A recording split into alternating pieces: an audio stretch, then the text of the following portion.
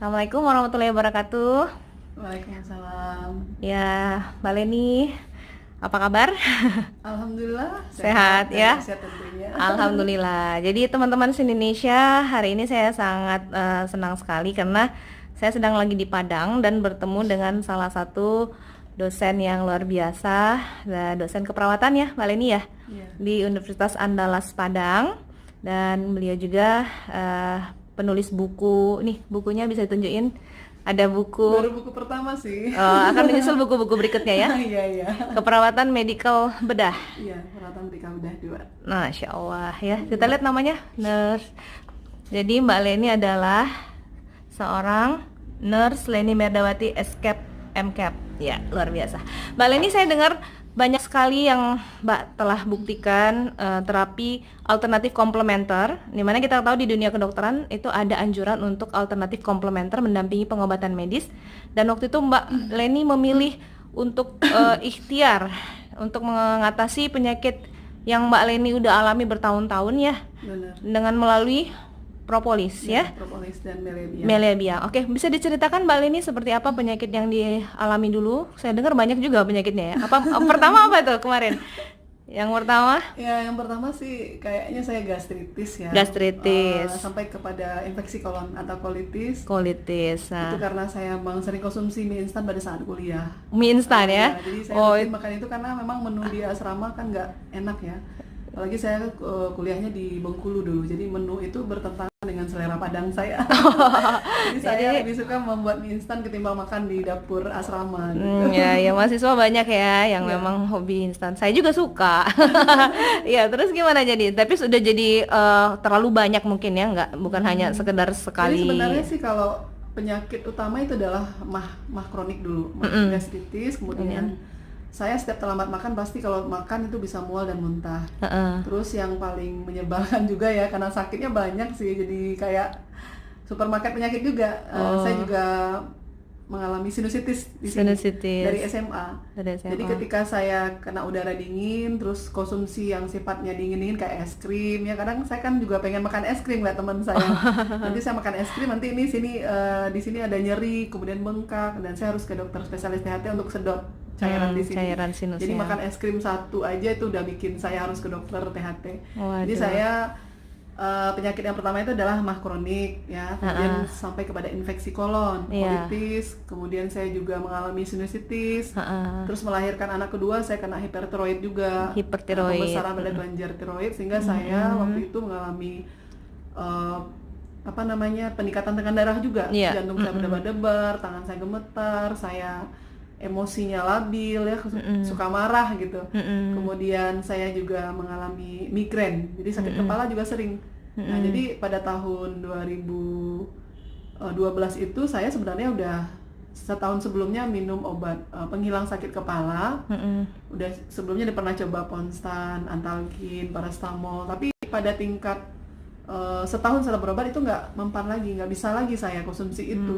Ketika saya konsumsi nggak ada efek gitu. Padahal sebelumnya saya minum paracetamol bisa menurunkan sakit kepala, ini nggak bisa lagi. Sehingga dokter meresepkan saya obat penghilang sakit golongan narkotika. Jadi sempat saya konsumsi setahun juga.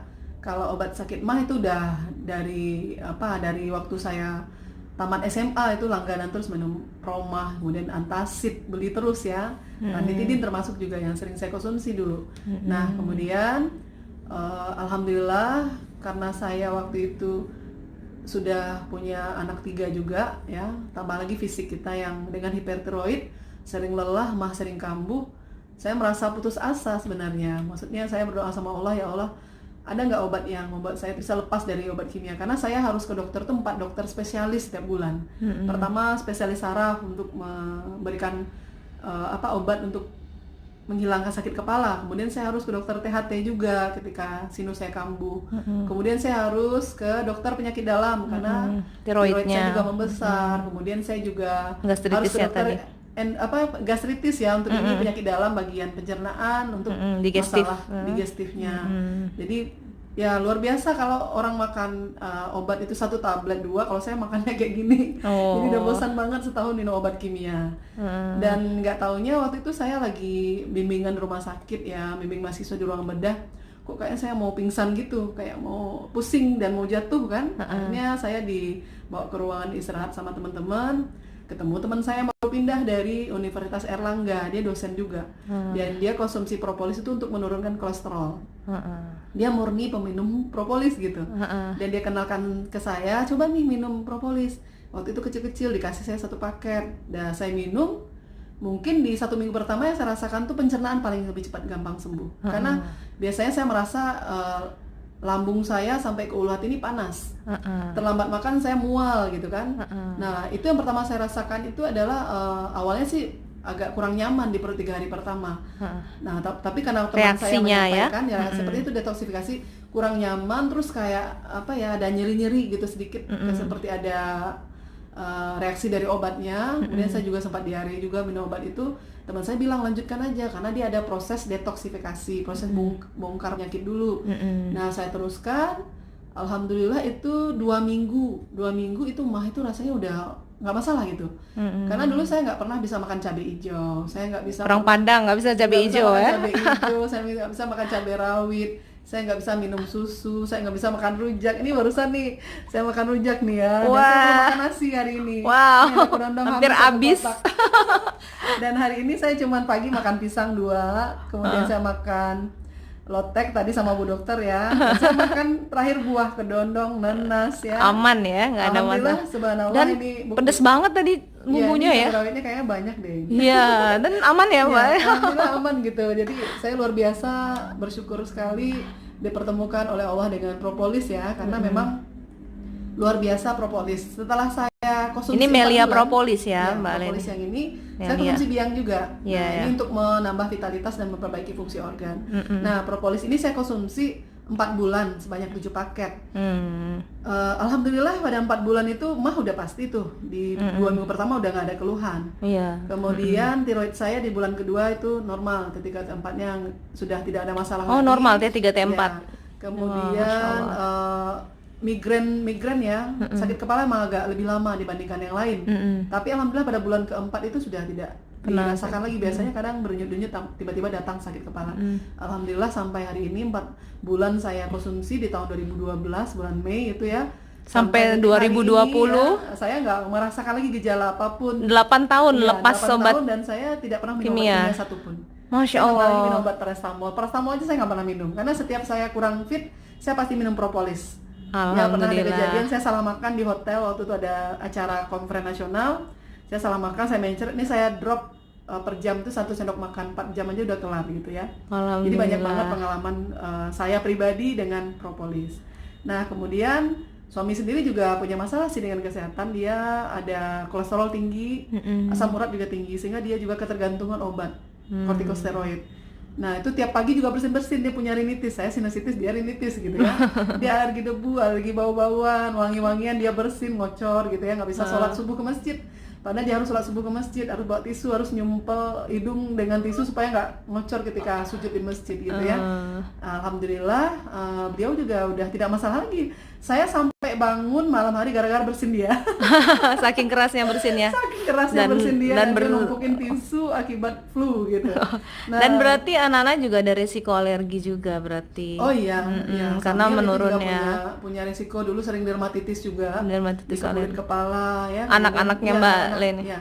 Alhamdulillah kita kasih konsumsi propolis juga. Saya dengar kemarin tadi ada peristiwa keracunan makanan bertiga makan. Oh iya. Dan itu P3K-nya pakai propolis ya? Oh iya. Jadi waktu itu anak-anak kan suka makan martabak Mesir. Jadi martabak Mesir ini adalah makanan yang cukup favorit di Padang karena dia mengandung daging ya, kemudian ada semacam bumbu yang spesial lah, sehingga itu bikin kita makan itu rasanya itu lengkap ya, ada karbohidratnya, ada dagingnya, ada sayurnya sedikit dan bawang bombay.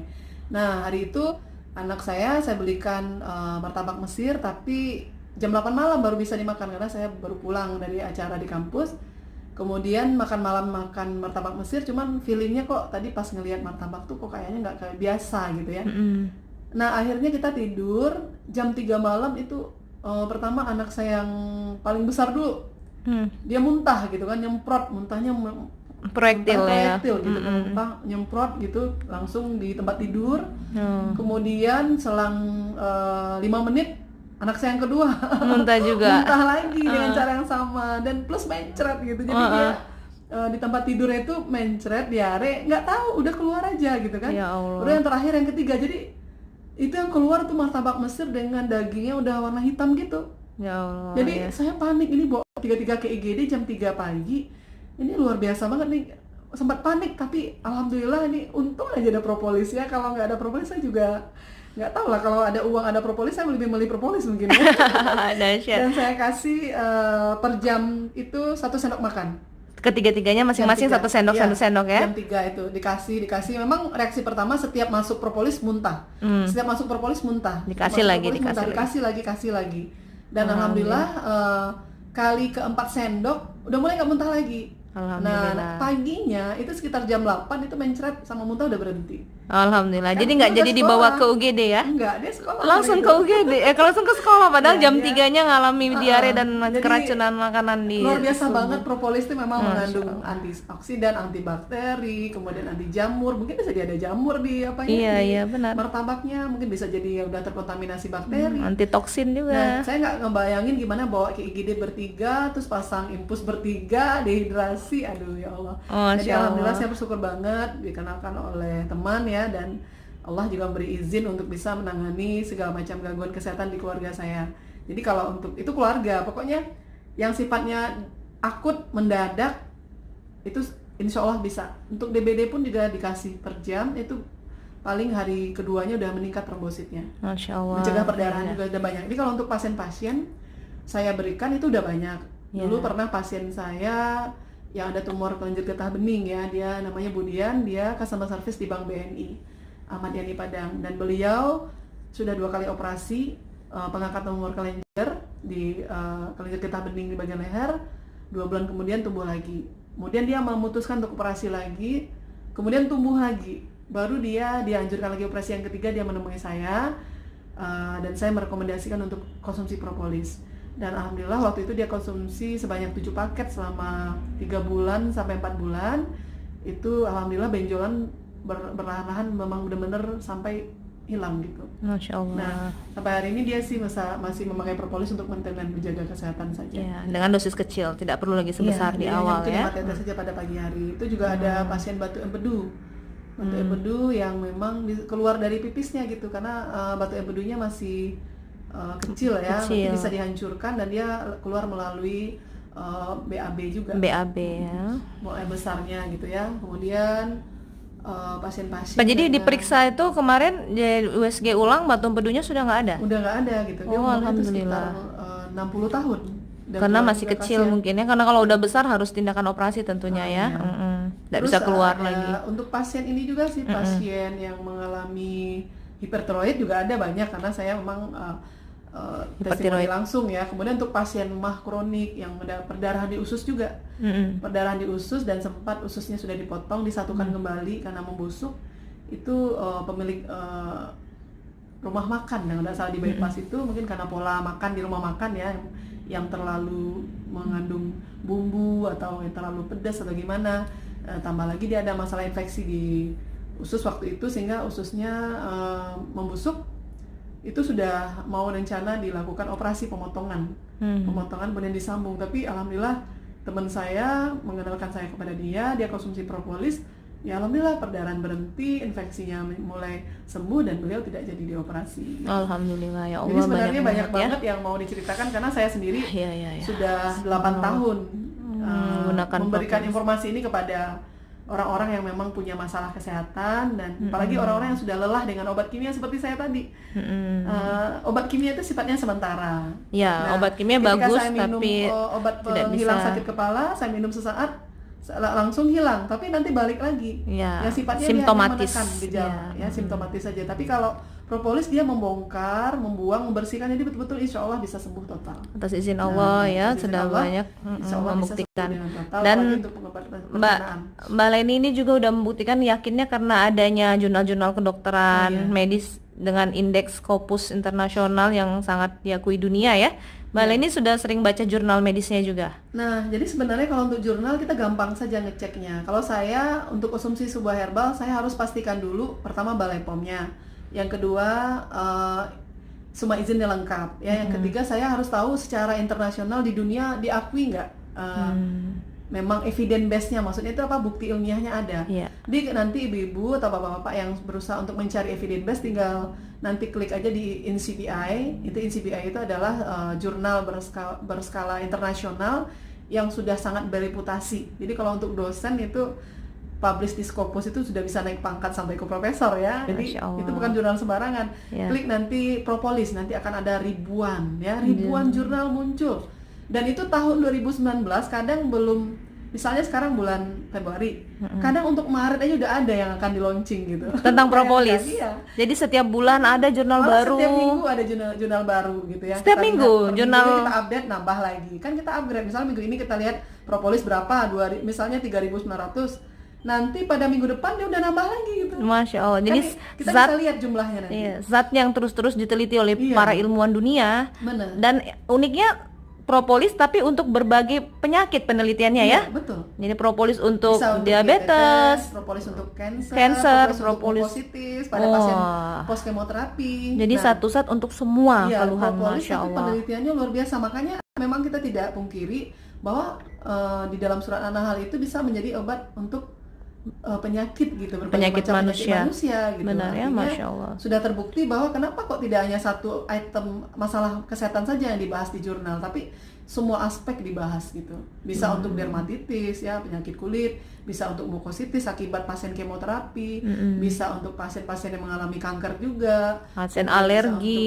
juga, analgetik ya, untuk menghilang nyeri juga, Masya Allah. untuk antivirus juga, HIV/AIDS segala macam, antibakteri, virus dan jamur ya, Masya Allah. Jadi banyak banget ya. Masya Allah. Terima kasih Mbak Leni. Ini hari ini pertemuan kita luar biasa. Saya sangat terkesima. Saya tadi dengerin seminar yang disampaikan oleh Mbak Leni di Rumah Sakit Jiwa ya. Nah, tadi Mbak Leni memaparkan tentang keperawatan pada pasien breast cancer. Nah, itu alhamdulillah saya sangat terkesima dengan pemaparan beliau, dan saya wawancarai karena banyak sekali ternyata ilmu yang beliau miliki. Doakan beliau segera akan mengambil gelar doktornya di luar negeri, insya Allah. Ya, dalam beberapa bulan ini ya, insya Allah berangkat. Ya, semoga lancar Mbak Leni, sukses selalu, sehat selalu sekeluarga, dan semoga video ini bisa menjadi amal jariah, jadi memotivasi siapapun yang mendengarkannya untuk sehat secara alami, back to nature, mendampingi pengobatan medis yang selama ini kita konsumsi. Tetap dilakukan pengobatan medis, tidak boleh ada yang ditinggalkan, tapi propolis masuk sebagai pendamping, alternatif complementary medicine. Terima kasih Mbak Leni, terima kasih atas semuanya. Semoga jadi penguatan yang baik sekali. Oke, assalamualaikum warahmatullahi wabarakatuh.